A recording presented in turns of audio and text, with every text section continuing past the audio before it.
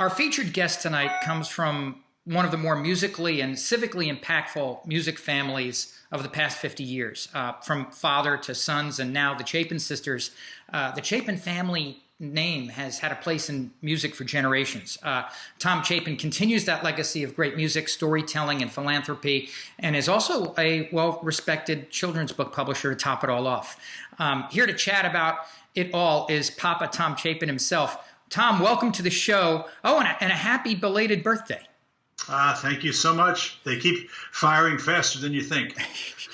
So your family's been a mainstay in the music world for a long, long time. I mean, everyone knows of your brother, Harry Chapin, but your father, he was, I guess, almost an academic when it came to music theory and was a legendary percussionist. Where did he pick up music?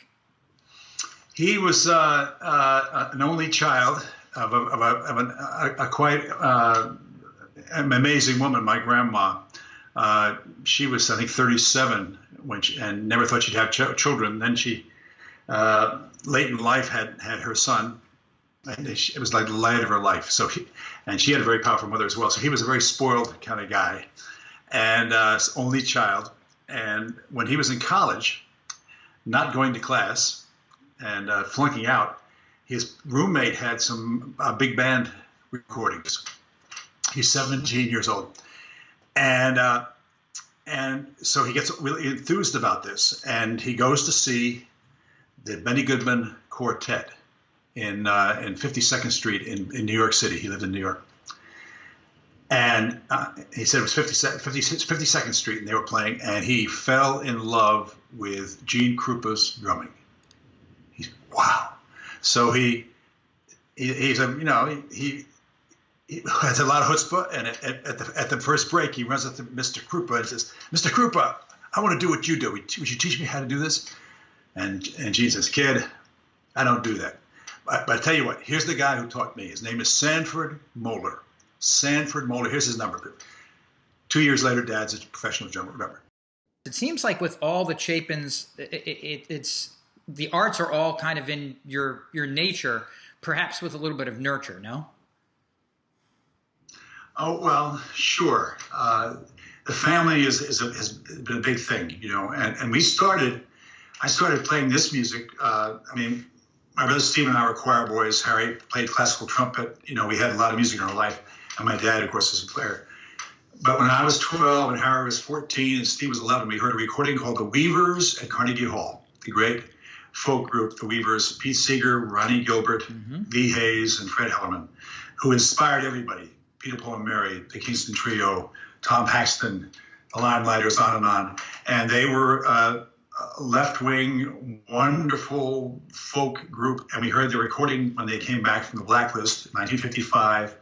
They played a concert at Carnegie Hall called The Weavers at Carnegie Hall, which was recorded and changed our lives. And we listened to it all summer long. I was 12. End of the summer, Harry said, "We could do that." And he got a 5-string banjo. I got a guitar.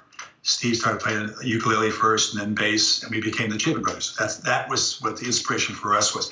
The music spoke to us because pop music at that time was just, very little rock and roll. Little Richard just hit with, wow, ba-ba-loo, ba-ba-loo, ba-ba. Otherwise, it was, Patti Page and love songs. That was pop radio.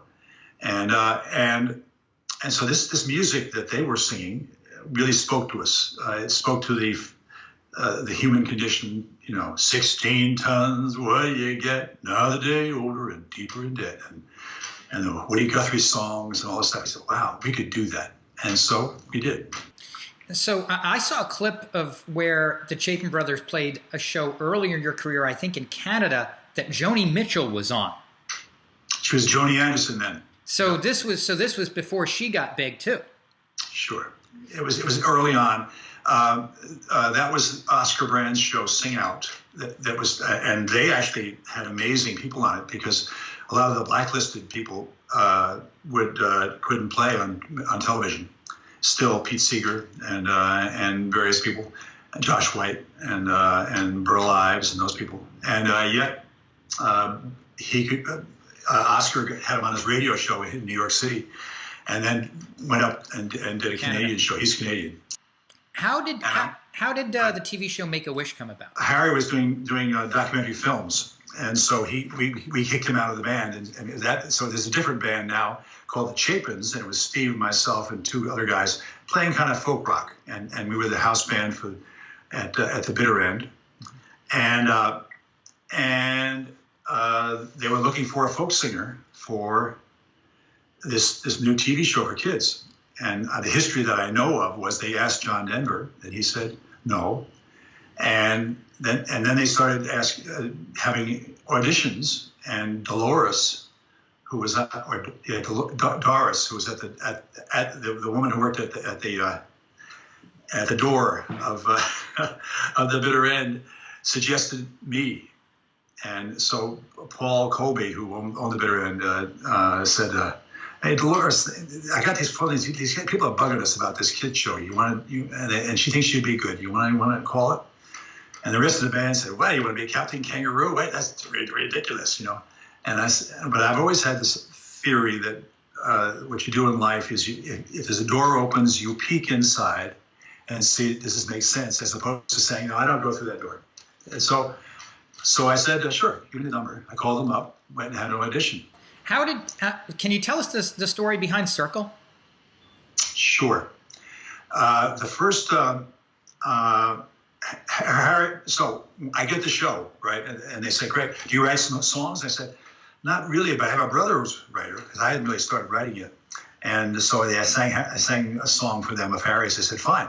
So Harry suddenly got the job to write 2 songs for every show. And actually, he made more money that first year than I did as the host for writing the songs, right? So that same summer, this is the summer of 1971, we had rented a club in New York City. We were playing every 4 nights a week, and that was the summer that Harry got back into music. And when he actually started, he wrote Taxi and those songs.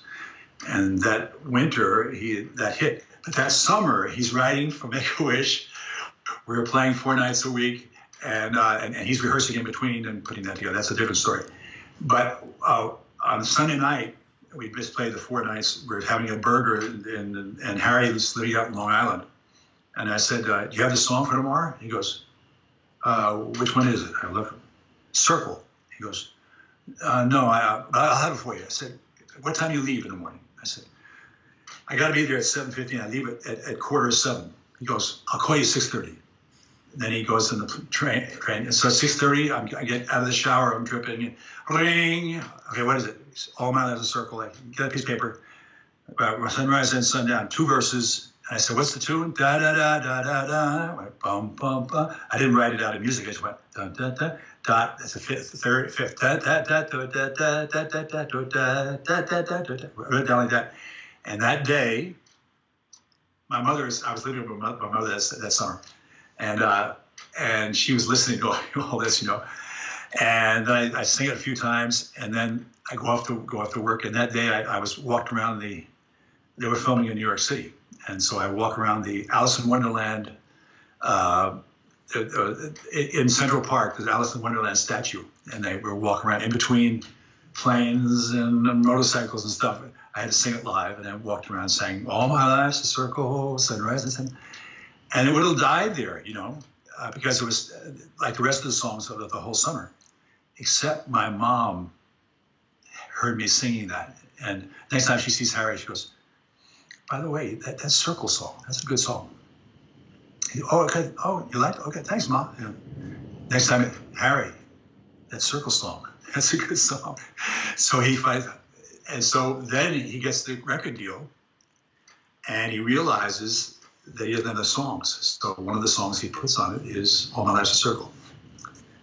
Year later, next summer, meanwhile, in Harry's hit with Taxi, so suddenly this, you know, best nominated for a Grammy for the best new artist, all this stuff. I'm now going to London to do Make-A-Wish in London, a month and a half, 13 shows, 26 songs. And I get over there, and the #1 hit in London, across the world, by the New Seekers is "All My Life's a Circle." it shows how quickly things change. I get there and go, wait a minute, that's my song. How did this happen? And so life has a way of surprising you in wonderful ways.